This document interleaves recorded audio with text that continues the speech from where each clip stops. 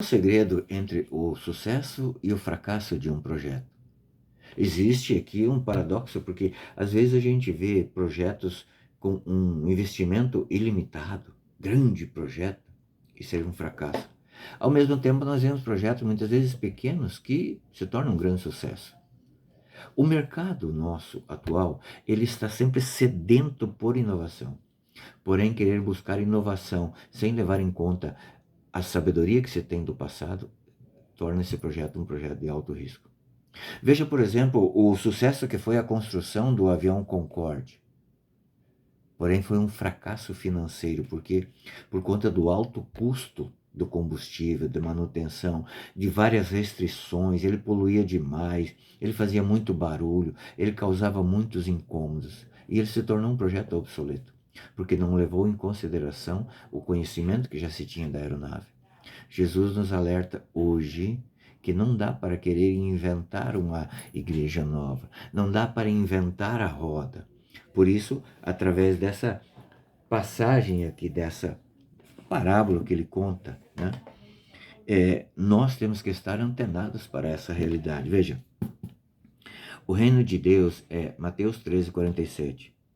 É semelhante ainda a uma rede que, jogada ao mar, recolhe peixes de toda espécie. A rede é a igreja.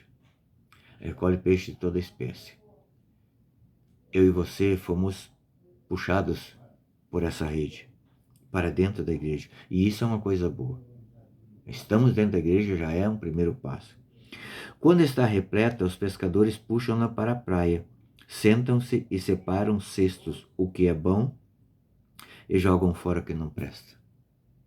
No dia da nossa morte, ou no dia do juízo final, nós passaremos pela triagem.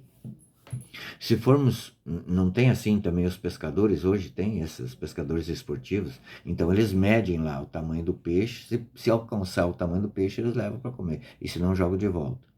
Só que nesse caso não vai ser jogado de volta, porque o mundo é o mar, e a praia é o abismo que existe entre o mundo e o céu.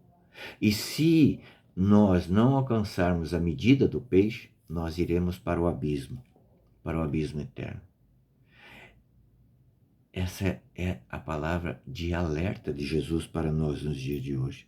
Veja, assim será no fim do mundo, os anjos virão para separar os maus do meio dos justos e os arrojarão nas fornalhas, onde haverá choro e ranger de dentes.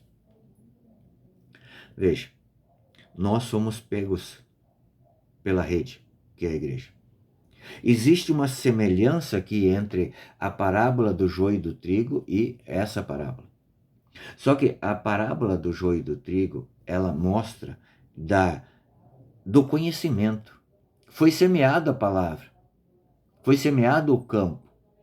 Aquelas pessoas que não estudaram sobre a palavra, não tiveram conhecimento, permitiram que o joio entrasse no campo.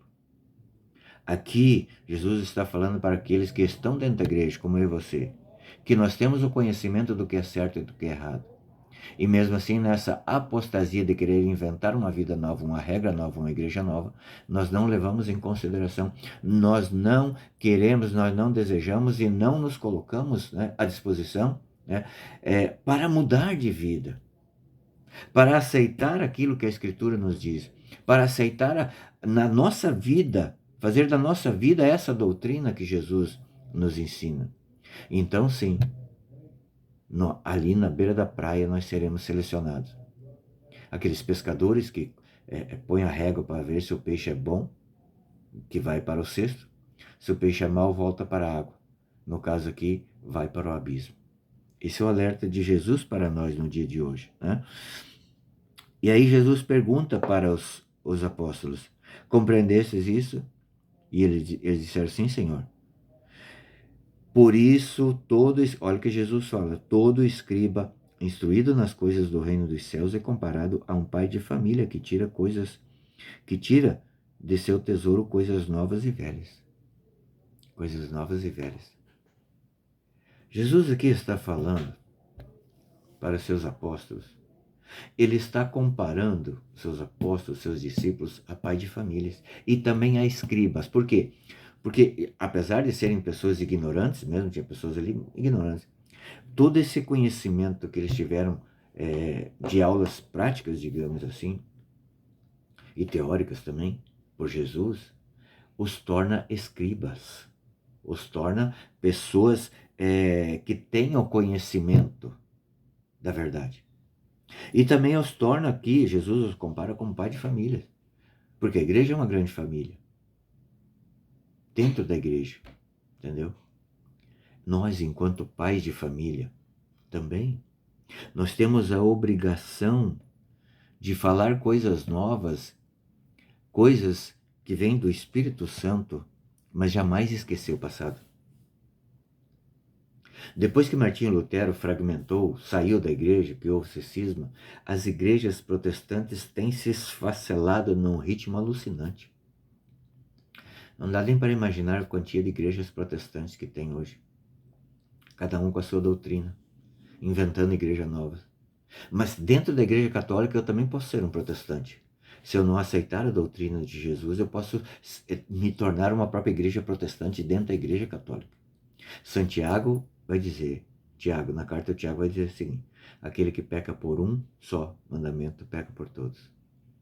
Sejamos como pais de família, tirando coisas novas sim do nosso coração, instruídas pelo Espírito Santo, iluminadas pelo Espírito Santo, mas sem jamais esquecer das coisas velhas do Antigo Testamento, das coisas dos nossos avós que nos ensinaram coisas boas. Busque o conhecimento sem querer inventar a roda. Deus te abençoe.